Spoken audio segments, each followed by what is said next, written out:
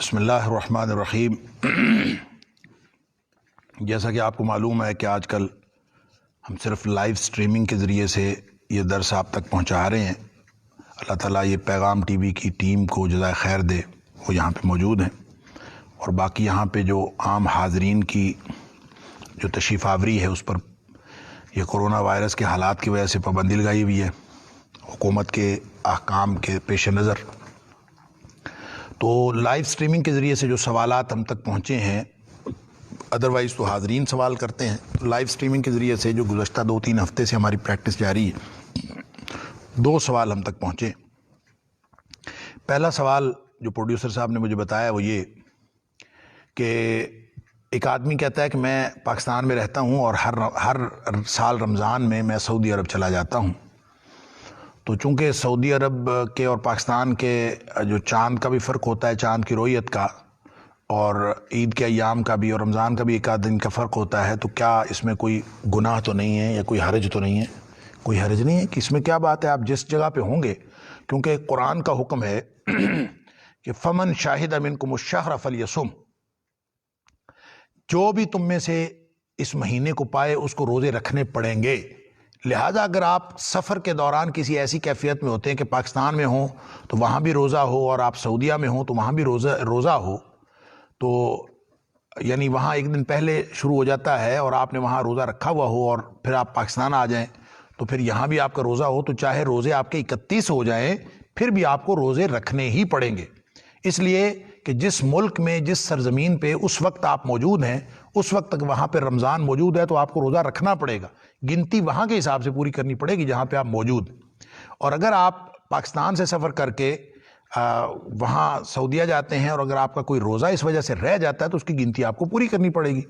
تو اس طرح سے اگر آپ احساس کرتے ہیں اور اس کا روزوں کی گنتی کا خیال کرتے ہیں تو اس میں کوئی حرج نہیں ہے کہ آپ کہاں کس سرزمین پہ رہتے ہیں۔ البتہ سفر کرنے کا مقصد بہت اہم ہے، آپ کس مقصد سے سفر کرتے ہیں، انما الاعمال بالنیات، آپ جس نیت سے سفر کرتے ہیں وہ سفر آپ کا اسی کھاتے میں شمار ہوگا، اور اگر وہ آپ کسی نیکی کی نیت سے سفر کرتے ہیں تو اللہ تعالیٰ آپ کی وہ نیکی قبول فرمائے، اس کے اندر اگر کوئی غلطی ہے تو اللہ تعالیٰ اس غلطی کو دور کرے۔ بظاہر اس عمل کے اندر کوئی غلطی کی بات نظر نہیں آتی۔ دوسرا جی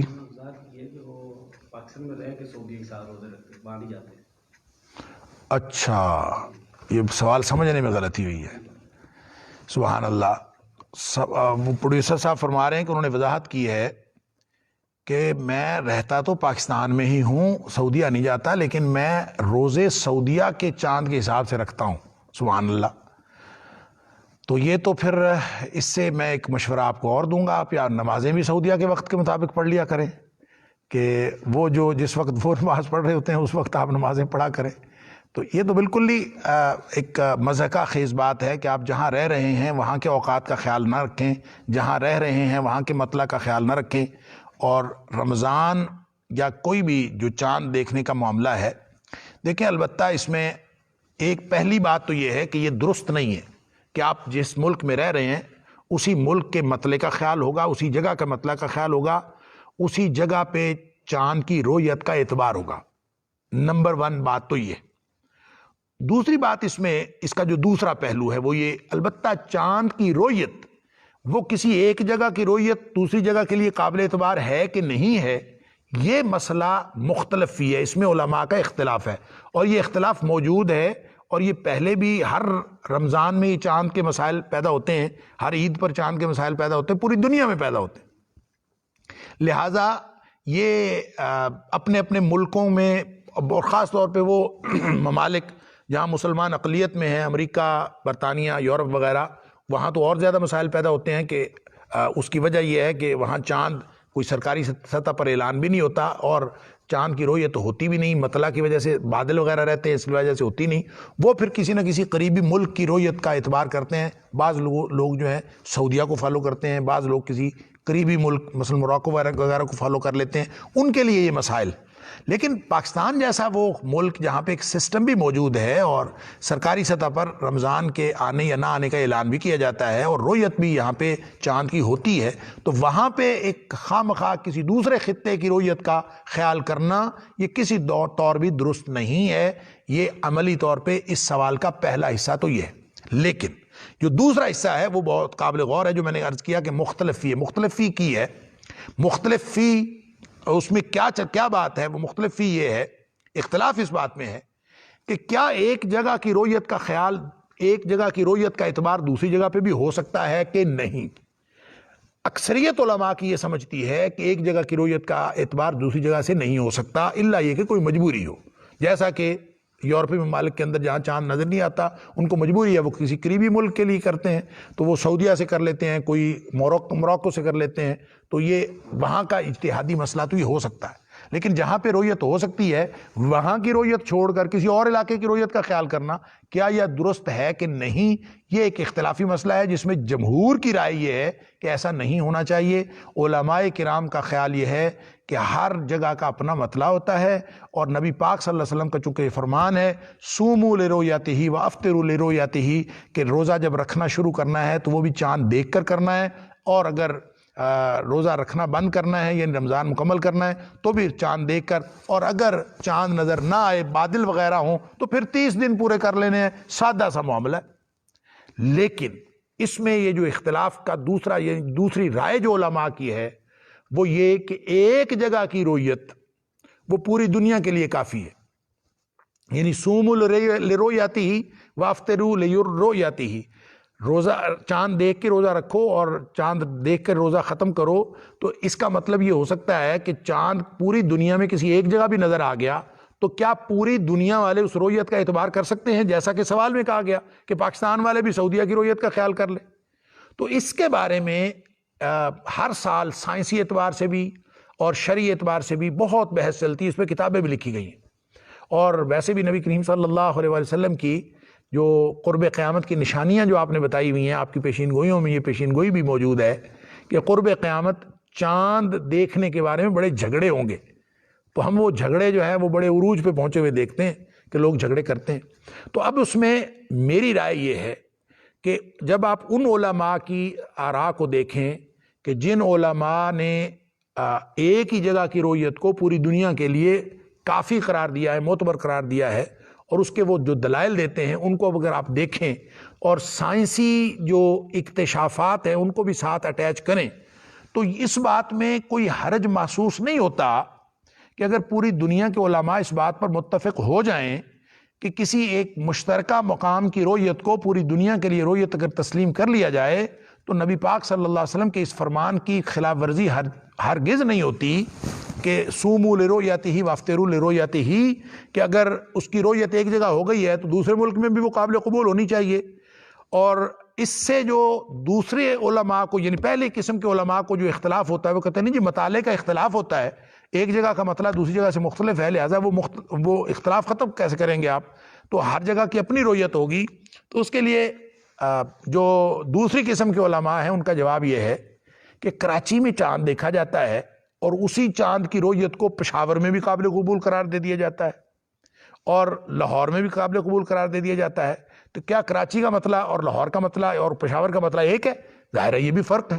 اور آپ دیکھیں رمضان میں افطاری کا بعض اوقات پون گھنٹے کا فرق ہوتا ہے، اور جب فہری اور افطاری کا اس حد تک فرق ہوتا ہے، تو جب اتنے فرق پر بھی ہم ایک مطلع کو، ایک رویت کو دوسری جگہ پر قابل قبول قرار دے دیتے ہیں صرف اس وجہ سے کہ سیاسی طور پر اور جغرافیائی طور پر پاکستان ایک ملک ہے، تو یہ بات تو ٹھیک ہے کہ اگر ملک میں سرکاری سطح پر اعلان ہو رہا ہے تو ہم سمع و طاعت کا جو شرعی قانون ہے اس کے تحت اس کی بات تسلیم کریں، اور پوری دنیا میں اسی طرح ہونا چاہیے۔ لیکن اگر پوری دنیا کے علماء اس بات پر متفق ہو جائیں کہ ایک جگہ کی رویت کو ساری دنیا کی رویت قرار دے دیا جائے تو میرے خیال میں شرعی طور پر اس میں اختلاف نہیں ہے، اس میں کوئی رکاوٹ نہیں۔ جب ہم ایک مطلع کو دوسری جگہ ایک ملک میں قابل عمل قرار دیتے ہیں تو وہ ملک کے باہر بھی لکیر سے اگلی طرف بھی، اگر پشاور والے کہیں کہ ہم نے کابل کے ساتھ جو ہے وہ رکھنا ہے روزہ تو ہم کہتے ہیں غلط کرتے ہیں، اگر وہ کہیں کراچی کے ساتھ کرنا ہے تو وہ کہتے ہیں ہم کہتے ہیں ٹھیک کرتے ہیں، حالانکہ مطلع کے اعتبار سے وہ قریب تر جو ہے افغانستان کے ساتھ۔ تو جب یہ باتیں عملی طور پر پہلے موقف میں بھی موجود ہیں تو دوسرا موقف بھی قابل تسلیم ہے، لیکن یہ اس صورت میں قابل تسلیم ہوگا اگر پوری دنیا میں علماء یا علماء کی اکثریت اس بات پر متفق ہو جائے، پھر اس کو تسلیم کیا جا سکتا ہے کہ آپ پاکستان میں بیٹھے ہوئے سعودیہ کی رویت کو، لیکن یہ اس صورت میں ہوگا اگر لوگ علماء اس بات پر متفق ہوں اور اجماع امت ہو جائے. فی الحال چونکہ نہیں ہو رہا تو اپنا اپنا مطلع اور اپنی جگہ پہ ہی آپ جہاں پہ ہیں وہی آپ کو رکھنا پڑے گا، کیونکہ یہ دوسرے موقف کی سمجھ ابھی تک آ بھی نہیں رہی علماء کو. اور میں خود ایک طالب علم آدمی ہوں، میری ایک رائے ہے، بالکل غلط ہو سکتی ہے، اور اس طرح کی رائے رکھنے والے بہت سارے لوگ موجود ہیں، تو کس کی رائے صحیح ہے کس کی نہیں. لیکن میرا گمان یہ ہے اور مجھے امید ہے کہ پتہ نہیں ہم زندہ ہوں گے کہ نہیں، لیکن 15-20 سال لگیں گے اگر مزید علماء کو، ہو سکتا ہے آگے جا کے کبھی کسی کو سمجھ آ جائے اور یہ کبھی معاملہ ایسا ہو جائے کہ پوری دنیا میں ایک رویت کو ہی سب کی رویت قرار دے دیا جائے. دیکھیں نا، جیسے ایک تاریخ، یہ جو تاریخ ہے دوسری کیا نام ہے عیسوی تاریخ، وہ ایک تاریخ پوری دنیا میں ایک ہی ممکن ہے نا. جب وہ ایک ہی دن ساری دنیا میں ممکن ہے وقت کے اختلاف کے باوجود، تو چاند کی تاریخ ایک ہی ساری دنیا میں کیوں ممکن نہیں ہے؟ اس کے لیے کیا دلیل ہے سوائے اس کے کہ سوموا لرؤیتہ وافطروا لرؤیتہ. اپنی جگہ مطالعے کا اختلاف ہوتا ہے اور ایک جگہ کا دوسری جگہ یہ قابل قبول نہیں ہے. اس میں پھر آپ کون سے علاقے کی بندش لگائیں گے کہ کتنے علاقے کے بعد مطلع جو ہے وہ بدل جاتا ہے. اور اس پر اگرچہ کتابیں لکھنے والوں نے کہا ہوا ہے کہ اتنے میل بعد اتنے کلومیٹر بعد مطلع چینج ہو جاتا ہے، تو وہ ہم اس پر تو عمل درآمد ایک ملک میں نہیں کر رہے.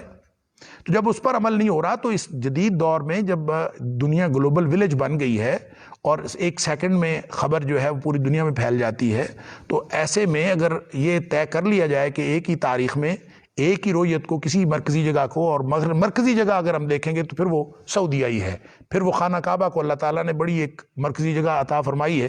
تو اگر اس کو ہم اگر اس پر سارے علماء متفق ہو جائیں تو یہ ممکن ہے. لیکن کب ممکن ہوگا پتہ نہیں، کب ممکن ہوگا، ہماری زندگیوں میں تو پاسبل نہیں لگتا.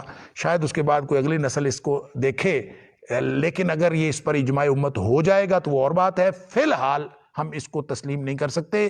اس لیے اگر ہر شخص اپنے انفرادی اصول بنانا شروع کر دے گا، میں اپنا اصول بنا لوں، آپ اپنے اصول بنا لیں، تو یہ بڑا ایک فساد پیدا ہوگا، شریعت مذاق بن کے رہ جائے گی. یہ ایسا نہیں کرتے، بلکہ جس جگہ پہ آپ رہتے ہیں ان کے قوانین کی بھی پابندی کریں اور ان کے علماء کے اوپر بھی اعتبار کریں، اور اعتبار کر کے اس میں اجتہادی اختلاف کے باوجود جب نیک نیتی کے ساتھ علماء اکٹھے فیصلہ کرتے ہیں تو اس کو خطا پر ہونے کے باوجود درست سمجھا جائے، اگرچہ اس میں غلطی کا امکان ہو بھی.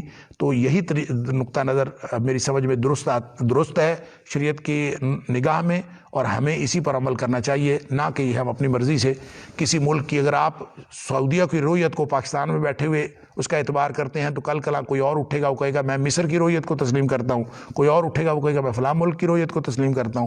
تو شریعت تو مذاق بن کے رہ جائے گی، ایسا درست نہیں ہے. واللہ اعلم. جہاں تک دوسرے سوال کا تعلق تھا، کیا تھا دوسرا سوال؟ ہاں، دوسرا سوال بہت ہی اہم ہے. کزن میرج کے حوالے سے ایک جدید میڈیکل سائنس نے ایک شبہ پیدا کر دیا ہے، اور وہ پیدا کیا ہے اپنی سائنسی تحقیقات کی بنیاد پر، کہ سائنسی تحقیق نے ثابت کیا ہے کہ جب جو فرسٹ کزنز ہیں، جو قریبی رشتہ دار، ان کی جب آپس میں شادیاں ہوتی ہیں، پھر اس کے بعد پھر آگے فرسٹ کزن میں شادیاں ہوتی ہیں، پھر آگے پھر فرسٹ کزن میں شادیاں ہوتی ہیں، تو چونکہ بیماری کے ہر شخص کے اندر اللہ تعالیٰ نے بیماری کے کوئی نہ کوئی جراثیم رکھے ہوتے ہیں، تو جب آپ کزن میرج کرتے چلے جاتے ہیں تو وہ جو بیماریاں، خاص طور پہ جو موروثی بیماریاں، ان بیماریوں کے اظہار کے امکانات زیادہ ہو جاتے ہیں. خاص طور پر ہیموفیلیا، تھیلاسیمیا وغیرہ، جو بلڈ کینسر جس کو کہتے ہیں، بلڈ کینسر کی قسمیں ہیں، تو یہ اس طرح کی بیماریاں اس میں پیدا ہونے کا امکان ہوتا ہے. اس میں پھر بچے کی فوتگی بھی ہو سکتی ہے، بچے فوت بھی ہو جاتے ہیں. علاوہ ازیں وہ اگر زندہ بھی رہتے ہیں تو وہ جتنا عرصہ رہتے ہیں ان کو پریشانیاں ہوتی ہیں، مختلف قسم کے مسائل. اس نتیجے پر جدید میڈیکل سائنس کزن میرج کی شدید حوصلہ شکنی کرتی، اور وہ کہتے ہیں کہ کزن میرج نہیں ہونی چاہیے. کیوں؟ اس کے نتیجے میں کوئی نہ کوئی بیماری پھیلنے کا خطرہ ہوتا ہے، اور وہ جو یعنی بیماری کے جراثیم ہیں اس کی وجہ سے ایسے کیس جہاں کزن میرجز ہوئی ہیں وہ زیادہ ولنریبل ہوتے ہیں، وہاں پہ امکان زیادہ ہوتا ہے، اس لیے اس سے بچنا چاہیے. یہ بات احتیاطی تدبیر کے طور پر اگر آپ اختیار کریں تو ٹھیک ہے. کسی جگہ اگر نسل در نسل کزن میرجز ہو رہی ہیں تو کوئی احتیاطی تدبیر کے طور پر استعمال کر لے، تو احتیاطی تدبیر اور چیز ہے، شرعی طور پر حرام اور حلال قرار دینا یا جائز اور ناجائز قرار دینا یہ اور بات ہے۔ لہٰذا اس کو کبھی کسی صورت میں بھی آپ ناجائز قرار نہیں دے سکتے، اس لیے کہ شریعت اسلامیہ نے اس کو جائز قرار دیا ہے۔ دوسری بات اس میں جو غور کرنے کی ہے، یعنی پہلی بات تو یہی ہے، احتیاطی تدبیر کے طور پر آپ اختیار کرنا چاہیں وہ آپ کی مرضی ہے۔ یہ ایسے ہی ہے، کوئی آدمی بھنڈی نہیں کھاتا، حالانکہ بھنڈی حلال ہے، کوئی آدمی آلو نہیں کھاتا، کوئی آدمی کہتا ہے میں گوشت نہیں کھاتا، تو وہ اپنی طور پر، یا وہ کہتا ہے کہ مجھے گوشت اچھا نہیں رہتا میں نہیں کھاتا، تو وہ نہیں کھاتا تو نہ کھائے، کوئی حرج نہیں، احتیاطی تدبیر کے طور پر کر سکتا ہے، وہ کزن میرج نہ کرے جو نہیں کرنا چاہتا۔ لیکن اس کو کہنا کہ جائز ناجائز کے اندر بات کرنا کہ یہ ناجائز ہے اور اس پر تنقید کرنا کہ یہ مولوی جو ہیں کزن میرج کو کی اجازت دیتے ہیں، تو اس میں کسی کو اختیار نہیں ہے شریعت اسلامیہ کے اندر مداخلت کرنے کا۔ یہ اگر اس بات دیکھیں، ایمان کیا ہے؟ ایمان یہ ہے کہ اگر اس بلڈ کی بیماریوں کی واحد وجہ کزن میرج ہوتی اور لازمی وجہ ہوتی تو ہمارا ایمان ہے کہ نبی اکرم صلی اللہ علیہ وسلم اس کو لازماً حرام قرار دے دیتے، چونکہ جائز قرار دیا ہے تو اس کا مطلب یہ ہے کہ یہ لازمی وجہ بھی نہیں ہے اس بیماری کی اور واحد وجہ بھی نہیں ہے، وجوہات اور بھی ہیں، اور لازمی طور پر کوئی کزن میرج کرے گا تو بیماری ہو جائے گی یہ بھی لازمی نہیں ہے، بلکہ یوں کہنا چاہیے کہ ایک جوڑے کے اندر بھی اس کی اولاد میں تھیلیسیمیا یا ہیموفیلیا یا کوئی بیماری ہوگی وہ بھی یقینی نہیں ہے، ہو سکتا ہے کسی ایک بچے میں ہو اور دوسرے میں نہ ہو، یہ بھی ہو سکتا ہے۔ جب یہ ساری باتیں صرف امکان کی حد تک ہیں تو آپ شریعت اسلامیہ کے اوپر ہاتھ ڈالنے شروع کر دیں۔ اس سے بڑا ظلم اور کیا ہو سکتا ہے کہ یہ میڈیکل سائنس جو اپنی تحقیق بتا رہی ہے، یہ تو کل کلاں تحقیق بدل دے گی۔ آج سے 200 سال پہلے سائنس اور تحقیق کر کے بیٹھی ہوئی تھی، 100 سال پہلے اور نتیجہ نکلا تھا، 50 سال پہلے نتائج اور تھے، آج نتائج اور ہیں، کل کلاں سائنس تو اپنے نتائج بدل دے گی، ہم سائنس کے پیچھے لگ کے شریعت بدل دیں؟ یہ ممکن نہیں ہے۔ ان اللہ یحکم ما یرید، یہ جو شریعت کے حلال حرام کا جو اطلاق ہوتا ہے وہ اللہ کے حکم سے ہوتا ہے، اور وہ اس بنیاد پر نہیں ہوتا کہ تمہاری سائنسی تحقیقات کیا کہتی ہیں۔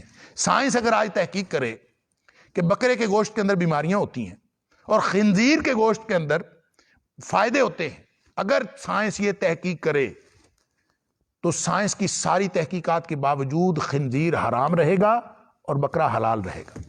کیوں؟ اس کی بنیاد تمہاری تحقیقات نہیں ہے، وہ حکمتیں نہیں ہیں جو تمہاری سمجھ میں آئیں۔ جائز ناجائز ہونے کی بنیاد یہ نہیں ہے، جائز ناجائز ہونے کی بنیاد ما احل اللہ فی کتابہ فہو حلال وما حرم اللہ فی کتابہ فہو حرام۔ نبی اکرم صلی اللہ علیہ وسلم نے فرمایا جو اللہ نے اپنی کتاب میں حلال کر دیا وہ حلال ہے، جو اللہ نے اپنی کتاب میں حرام کر دیا وہ حرام ہے۔ اور اللہ نے اپنی کتاب میں سورہ اعراف کی آیت نمبر 157 میں نبی اکرم صلی اللہ علیہ وسلم کو بھی اتھارٹی دے دی کہ آپ بھی حلت و حرمت کا حکم جاری کر سکتے ہیں۔ یحل لہم الطیبات ویحرم علیہم الخبائث، نبی پاک صلی اللہ علیہ وسلم کو بھی اتھارٹی مل گئی کہ آپ خبیث چیزوں کو حرام قرار دے دیں، حرام ٹھہرا دیں، آپ پاک اور طیب اور اچھی چیزوں کو حلال ٹھہرائے۔ یہ نبی کریم صلی اللہ علیہ وسلم کو بھی اتھارٹی۔ لہٰذا اللہ اور اس کے رسول صلی اللہ علیہ وسلم نے جو بات جائز قرار دے دی وہ جائز ہے، بات ختم۔ شریعت کے اندر کزن میرج جائز ہے، کبھی حرام نہیں ہو سکتی۔ رہ گئی بات آپ کے تھیلیسیمیا کا امکان، تو سن لیجئے، میں آپ کو ذاتی واقعہ بتاتا ہوں، ہو سکتا ہے معاملہ زیادہ سمجھ آ جائے۔ میرے بڑے بھائی حافظ اللہ ابھی زندہ موجود ہیں، آپ ان سے بھی تصدیق کر لیں، ہم سارے خاندان والے موجود ہیں۔ ان کی کزن میرج ہوئی، میری بھی ویسے تو کزن میرج، تو ان کی کزن میرج ہوئی فرسٹ کزن کے ساتھ، تو ان کا پہلا بچہ پیدا ہوا، اس کو تھیلیسیمیا تھا۔ لہٰذا اس کو ہاسپٹل لے کے ہم جاتے تھے، تو جس ہاسپٹل میں بھی ہم گئے ہر ڈاکٹر نے ہمیں لان تان کی، ان پڑھ، جاہل، اجڑ، مولوی، کزن میرج ہے، جاتے ہی دیکھتے پہلے پوچھتے تھے کزن میرج ہے، کزن میرج، اجڑ، جاہل، گوار، آپ کو پتہ نہیں تھا، نہ کرتے، چپ کر کے سن کے آ جاتے تھے، ٹھیک ہے۔ خیر وہ کچھ عرصہ، کئی مہینے اس بچے کا ہم علاج کرواتے رہے، اور الٹیمیٹلی وہ بچہ ایکسپائر ہو گیا، فوت ہو گیا۔ اللہ تعالیٰ نے اس کے بعد ایک دوسرا بیٹا دیا، اس کو پھر تھیلیسیمیا۔ تو پھر ہم ہاسپٹل کسی جگہ لے کے جاتے تھے تو جناب ہر جگہ سے وہی سننے کو ملتا تھا، یہ میڈیکل سائنس والے لوگ جو پڑھے لکھے لوگ، اللہ اکبر، ہر ایک نے، میں خود، یہ چونکہ میں خود گیا ہوں ہر ہاسپٹل میں، اس بچے کو لے کے میں گیا ہوں، لہٰذا یہ ساری باتیں میں نے سنی ہیں ڈاکٹرز کی، سن کے چپ کر کے خاموش ہو جاتے تھے. اب کزن میرج تو ہو چکی ہے, کیا کریں, آپ کو پتہ نہیں تھا, کیوں کی ہے؟ اچھا جی. اس کے بعد میں آپ کو بتاؤں, وہ بچہ بھی فوت ہو گیا, دوسرا بھی. اس کے بعد اللہ تعالیٰ نے 5 بچے دیے ہیں میرے بھائی صاحب کو, اور 5 کے 5 الحمدللہ تندرست ہیں, اور 5 بچے اب آگے جو ہے ان میں سے 5 میں سے 4 کی شادیاں ہو گئی ہیں, اور آگے وہ 4 صاحب اولاد ہیں. تو لائن میڈیکل سائنس کو اب وہ وجہ نکالے کہ اب کزن میرج میں سے 2 فوت ہوئے ہیں, 5 صحیح سلامت زندہ بچے ہیں. تو پھر نتیجہ کدھر ہے؟ نتیجہ کیا ہے؟ نتیجہ یہ ہے کہ کزن میرج تندرست بچے پیدا کرتی ہے کہ بیمار بچے پیدا کرتی ہے؟ جس میں جہاں 5 بچے تندرست پیدا ہوئے ہوں اور 2 بچے بیمار پیدا ہوئے ہوں, تو نتیجہ کیا ہوگا؟ اگر سائنس اپنی کیلکولیشنز کی بنیاد پر ہی نتیجہ نکال کے دکھا دے تو چلیں, پھر بھی ہم تسلیم کر لیں گے. تو یہ تو ان کا نتیجہ انہی کے خلاف نکل رہا ہے. اس لیے بات وہی ہے کہ نہ یہ واحد وجہ ہے تھیلیسیمیا, ہیموفیلیا اور اس طرح کی بیماریوں کی, نہ یہ لازمی وجہ ہے. یہی وجہ ہے کہ شریعت کبھی فطرت کے خلاف فیصلہ نہیں کرتی. ہمارا ایمان ہے کہ اللہ اور اس کے رسول صلی اللہ علیہ وسلم نے جو چیزیں حلال اور جائز قرار دی ہیں وہی انسانیت کے لیے فائدہ مند ہیں. بیمار تو کوئی بھی ہو سکتا ہے, بیماری کہیں بھی ہو سکتی ہے, کزن میرج میں بھی ہو سکتی ہے. ہو سکتا ہے آج تک کل کی تحقیق یہ ہو کہ کزن میرج میں زیادہ وجہ ہو, مؤثر وجہ ہو بیماری کی. تو ٹھیک ہے, کوئی شخص احتیاط کرنا چاہتا ہے تو میں پہلے کہہ چکا ہوں, احتیاط کوئی کرنا چاہتا ہے ذاتی وجہ سے کر لے. سائنسی تحقیقات کی بنیاد پر احتیاط کرنا اس کی شریعت میں گنجائش ہے, آپ کرنا چاہتے ہیں آپ احتیاط کر لیں.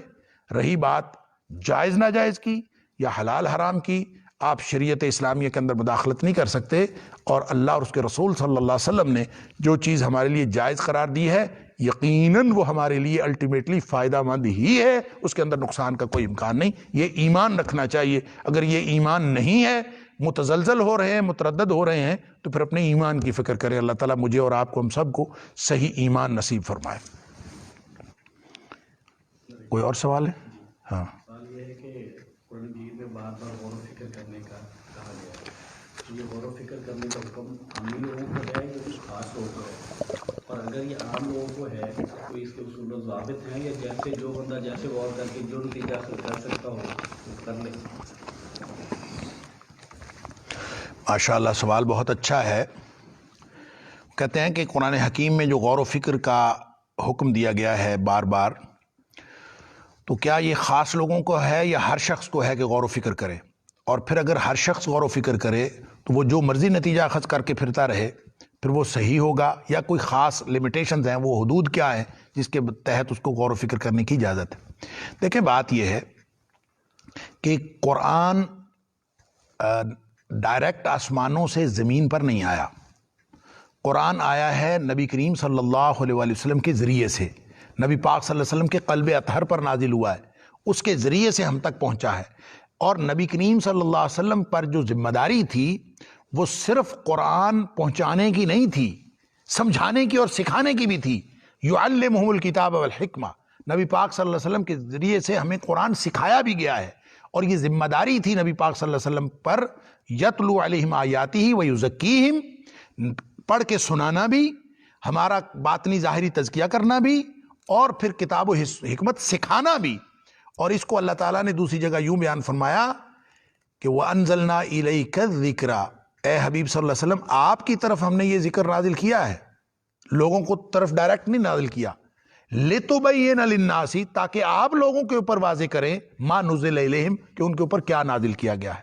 لہٰذا غور و فکر کی حد کیا ہوگی؟ غور و فکر کی حد یہ ہوگی کہ جو اللہ اور اس کے رسول صلی اللہ علیہ وسلم نے حدود لگائی ہیں, جو نبی کریم صلی اللہ علیہ وسلم نے اس کا مفہوم بتایا ہے, وہ آخری حد ہے. اس کے نیچے, اس کے ماتحت, وحی کے ماتحت غور و فکر کرنا ہے. اور غور و فکر کر کے جو بھی نتیجہ آپ نکالنا چاہیں نکالیں, لیکن وہ اللہ اور اس کے رسول صلی اللہ علیہ وسلم کی کسی بات کے خلاف نہیں ہونا چاہیے. یہ حد ہے. باقی آپ جاؤ جو بھی نتیجہ اس میں سے نکالتے ہیں. قرآن تو ایسا ہے کہ اس کے اندر تو جو نکتے ہیں اور اس کے اندر جو عجائبات ہیں وہ تو بھرے ہوئے ہیں. اور اللہ خود نبی پاک صلی اللہ علیہ وسلم نے فرمایا کہ لا تنقضی عجائبہ, اس کے عجائبات کبھی مکمل نہیں ہو سکتے, کبھی ختم نہیں ہو سکتے قیامت تک. اس میں سے تو نئے نئے نکتے نکلتے رہیں گے, اور لوگ جتنے مرضی نکتے نکالیں, اور جتنا مرضی کرتے رہیں ولا یخلق عن کثرت الرد، اور یہ بار بار پڑھنے سے پرانا بھی نہیں ہوگا، اس کے اندر نیا پن موجود ہے، ہر وقت نیا مفہوم آپ کے سامنے آئے گا، ہر دفعہ نیا نقطہ آپ کے سامنے آئے گا، لیکن ہر نقطہ قابل قبول ہے، ہر بات قابل قبول ہے، بشرطے کہ وہ اللہ اور اس کے رسول صلی اللہ علیہ وسلم کی کسی بات کے خلاف نہ ہو۔ اگر اللہ اور اس کے رسول صلی اللہ علیہ وسلم کی کسی بات کے خلاف نہیں ہے تو پھر وہ مفہوم درست ہوگا۔ لیکن اگر آپ یہ طریقہ اختیار کر لیں کہ لغت کی مدد سے، صرف لغت کو سامنے رکھ کے قرآن کے مفہوم متعین شروع کر دیں کرنا، اور نبی کریم صلی اللہ علیہ وسلم کی حدیث کو پس پشت ڈال دیں، تو یہ سوائے گمراہی کے اور کچھ نہیں ہے۔ ہدایت وہ ہے جو نبی کریم صلی اللہ علیہ وسلم ہمیں دے کے گئے، لہٰذا صاحب قرآن سے الگ کر کے قرآن کا مفہوم متعین کرنا یہ گمراہی ہے، کیونکہ قرآن نازل ہوا ہے نبی پاک صلی اللہ علیہ وسلم پر، ہم پر نہیں آیا، اور نبی پاک صلی اللہ علیہ وسلم نے ہم تک پہنچایا، انہوں نے واضح بھی کر دیا، مفہوم متعین ہو گیا، باتیں مکمل ہو گئیں۔ لہٰذا جتنے بھی عجائبات آپ سائنسی تحقیقات کی بنیاد پر نکالیں، آپ لغت کی بنیاد پر نکالیں، آپ معاشرتی مشاہدے کی بنیاد پر نکالیں، آپ اپنے ایکسپیریمنٹس اور ذاتی جو ذوق ہے اس کی بنیاد پر نکالیں، جتنے مرضی آپ نکات نکالیں، نکل سکتے ہیں، کوئی ایسی بات نہیں ہے۔ یہ اللہ تعالیٰ نے غور و فکر کے لیے دیا ہے، نصیحت کے لیے دیا ہے، آپ اس کے اندر بات کر سکتے ہیں، لیکن ان لیمٹس کے اندر جو کتاب و سنت میں جو اللہ نے لگائی ہیں، جو نبی کریم صلی اللہ علیہ وسلم نے لگائی ہیں۔ مثال کے طور پر ایک لمٹ کیا لگائی ہے؟ قرآن کہتا ہے، ہم سورہ آل عمران میں پڑھائیں، قرآن نے خود لمٹ لگائی ہے کہ کچھ آیات محکمات ہیں، کچھ متشابہات ہیں۔ محکمات جو ہیں ہن ام الکتاب، وہ کتاب کی اصل ہیں، وَأُخَرُ متشابہات، دیگر آیات جو ہیں وہ ساری کی ساری متشابہ آیات ہیں جن کے کئی مفاہیم نکل سکتے ہیں، اور ان کا اصل مفہوم معلوم کرنے کی غرض سے جو آدمی غور و فکر کرے گا نا، وہ ہمیشہ گمراہی کا شکار ہوگا۔ فرمایا فَأَمَّا الَّذِينَ فِي قُلُوبِهِمْ زَيْغٌ، جن کے دلوں میں ٹیڑھ اور کجی ہوتی ہے، فَيَتَّبِعُونَ مَا تَشَابَهَ مِنْهُ ابْتِغَاءَ الْفِتْنَةِ وَابْتِغَاءَ تَأْوِيلِهِ، وہ متشابہات کے پیچھے دوڑتے ہیں کہ فتنہ پھیلانے کے لیے، اور اس خواہش کے پیش نظر کہ ہم اصل مراد، اصل حقیقت تک پہنچنے کے لیے ہم آپ کو بتا رہے ہیں۔ تو یہ اصل حقیقت ہر بندہ کہے کہ متشابہ آیات کے بارے میں کوئی تعویل کرتا ہے تو یہ درست نہیں ہے، دلوں میں ٹیڑھ اور کجی کی علامت ہے، یہ قرآن نے لمٹ خود لگا دی۔ اور اسی طرح اگر کوئی بات قرآن کے اپنے محکم آیات کے خلاف ہوگی، آپ متشابہ آیات میں سے کوئی مفہوم متعین کر دیں اور وہ محکم کے خلاف ہو، ناقابل قبول ہے۔ اسی طرح متشابہ آیات ہو سکتا ہے کہ ایک وقت میں متشابہ ہوں، اور تحقیق کے نتیجے میں، غور و فکر کے نتیجے میں اس میں سے ایسا مفہوم کل کلام برآمد ہو جائے کہ وہ محکم ہو جائیں، یہ ہو سکتے ہیں، وہ سادہ مفہوم بن جائے، سب کی سمجھ میں آنے والا ہو جائے، یہ ممکن ہے۔ لیکن وہ محکم ہو جائیں، سب کی سمجھ میں آنے والا ہو جائے تو ٹھیک ہے۔ تو جن آیات سے کئی مفاہیم نکل سکتے ہیں، متشابہ آیات ہیں، ان میں سے کسی ایک کو متعین کرنا کہ یہ اصل مراد ہے، یہ گمراہی ہے، یہ درست نہیں ہے۔ قرآن نے اس کو دلوں میں ٹیڑھ اور کجی کی علامت کہا ہے، اور جن کو اللہ تعالیٰ علم میں پختگی عطا کرتا ہے، والراسخون فی العلم، اللہ تعالیٰ فرماتا ہے کہ وہ کہتے ہیں آمنا بہ، وہ کہتے ہیں یقولون کل من عند ربنا، وہ کہتے ہیں کہ یہ سب ہمارے اللہ کی طرف سے ہے، ہم اس کے اوپر ایمان رکھتے ہیں اور یہ ہمارے اللہ کی طرف سے، یعنی سمجھ میں آئے چاہے نہ آئے۔ البتہ نقطہ فرینیاں کرنا قرآن کے اندر یہ درست نہیں ہے۔ غور و فکر کرتے ہوئے نئے نئے نکات سمجھ میں آنا، یہ تو قرآن کا اعجاز ہے۔ لا تنقضی عجائبہ ولا یخلق عن کثرت الرد، کہ اس کے عجائبات کبھی ختم نہیں ہوں گے۔ لمٹ صرف یہ ہے کہ وہ شخص نبی پاک صلی اللہ علیہ وسلم کی لگائی ہوئی حدود اور اللہ کی لگائی ہوئی حدود سے آگے نہ بڑھے، ایک بات۔ دوسری بات یہ میں مختصر سا عرض کر دیتا ہوں، وقت ختم ہو گیا ہمارا، کہ نبی پاک صلی اللہ علیہ وآلہ وسلم نے جو متعین کر دیا وہ ساری امت کے لیے مفہوم ہے، جو صحابہ کرام کے اجماع سے متعین ہو گیا ساری امت کے لیے ہے۔ لہٰذا اگر کسی کو انفرادی طور پر غور و فکر کرتے ہوئے کوئی نقطہ سمجھ میں آتا ہے اور وہ نیا نقطہ ہے اور وہ کتاب و سنت کے خلاف بھی نہیں ہے، تو وہ اس کو اختیار تو کر سکتا ہے، لیکن وہ اس کو ایک آفاقی علم کے طور پر لوگوں کے سامنے پیش نہیں کر سکتا۔ آفاقی علم اس وقت بنے گا جب وہ اجتماعی طور پر، یعنی اس کے اوپر امت کا اجماع ہوگا اور امت اجماعی طور پر اس مفہوم کو قبول کرے گی، یا پھر وہ صحابہ کے اجماع کے مطابق ہوگا، تو پھر وہ قابل قبول ہوگا۔ کسی کی انفرادی فکر وہ دلیل نہیں ہے، کسی کی انفرادی فکر جو ہے وہ حجت نہیں ہے۔ اس لیے غور و فکر تو کرنا ہے، لیکن قطعاً وہ نقطہ اللہ اور اس کے رسول صلی اللہ علیہ وسلم کے فرمودات کے اور ان کی تعلیمات کے خلاف نہیں ہونا چاہیے. پھر غور و فکر کرنے کی اجازت ہے، اور پھر وہ اس کا ذاتی ذوق ہے. لوگ ذوقی ترجمہ کرتے ہیں آج کل. کل پرسوں ہی میری ایک اسکالر سے بات ہو رہی ہے، وہ کہتا ہے یہ ترجمہ ذوقی ہے، میرا ذوقی ترجمہ ہے.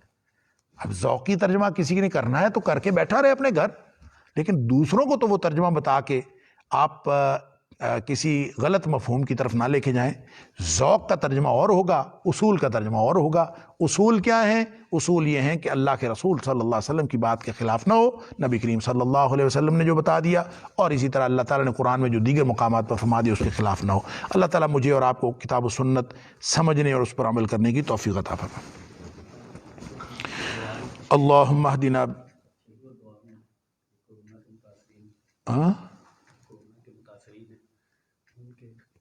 شامل اگر ہم کر لیں. عبدالمعبود صاحب بھی ہیں یا دیگر، وہ تو کورونا میں نہیں ہیں. کورونا چلیں، کہا جا رہا ہے کہ دعا جو ہے وہ روٹین کی دعا کے ساتھ وہ بھی شامل کر لیں جو لوگ بیمار ہیں، جو کورونا سے متاثر ہیں وہ بھی، اور جو اس وائرس کے علاوہ دیگر بیماریوں میں مبتلا ہیں. اللہ تعالیٰ تمام بیماروں کو شفائے کاملہ و عاجلہ عطا فرمائے. بہت سارے ہمارے بزرگ بھی بیمار ہیں، جیسا کہ بتایا گیا کہ ہمارے مولانا عبدالمالک مجاہد صاحب اللہ حافظہ اللہ، اللہ تعالیٰ ان کو صحت سلامتی اور برکت والی زندگی عطا فرمائے، جو دارالسلام کے مینیجنگ ڈائریکٹر ہیں ریاض کے اندر، وہ بھی بیمار ہیں. اس کے علاوہ اور بھی بہت سارے لوگ. اللہ تعالیٰ تمام بیماروں کو شفائے کاملہ و عاجلہ عطا فرمائے. ہمارے بہت ہی محترم دوست ڈاکٹر مطیع اللہ باجوہ صاحب، وہ شدید بخار میں مبتلا ہیں، اللہ تعالیٰ ان کو بھی شفائے کاملہ و عاجلہ عطا فرمائے، اور دیگر جتنے بھی بیمار ہیں سب کے لیے دعا کر دیں. یا رب لک الحمد کما ینبغی لجلال وجہک ولعظیم سلطانک، یا رب لک الحمد کما ینبغی لجلال وجہک ولعظیم سلطانک، یا رب لک الحمد کما ینبغی لجلال وجہک ولعظیم سلطانک. اللہم صلی علی محمد وعلی آل محمد کما صلیت علی ابراہیم وعلی آل ابراہیم انک حمید مجید. اللہم بارک علی محمد وعلی آل محمد کما بارکت علی ابراہیم وعلی آل ابراہیم انک حمید مجید. ربنا آتنا في الدنيا حسنة وفي الآخرة حسنة وقنا عذاب النار. اللهم أحسن عاقبتنا في الأمور كلها وأجرنا من خزي الدنيا وعذاب الآخرة. اللهم إنا نعوذ بك من زوال نعمتك وتحول عافيتك وفجاءة نقمتك وجميع سخطك. اللهم إنا نعوذ بك من جهد البلاء ودرك الشقاء وسوء القضاء وشماتة الأعداء. اللهم إنا نعوذ بك من الهم والحزن، ونعوذ بك من العجز والكسل، ونعوذ بك من البخل والجبن، ونعوذ بك من غلبة الدين وقهر الرجال. اللہ تو ہم سے ہر طرح کی آفتیں اور مصیبتیں دور فرما دے. اللہ تو ہمیں ہمارے ہر طرح کے بیماروں کو شفائے کاملہ و عاجلہ نصیب فرما دے. اللہ ہمارے چھوٹے بڑے اگلے پچھلے علانیہ پوشیدہ سارے گناہ معاف کر دے. اللہ تو معاف کرنے والا ہے، معافی کو پسند کرتا ہے.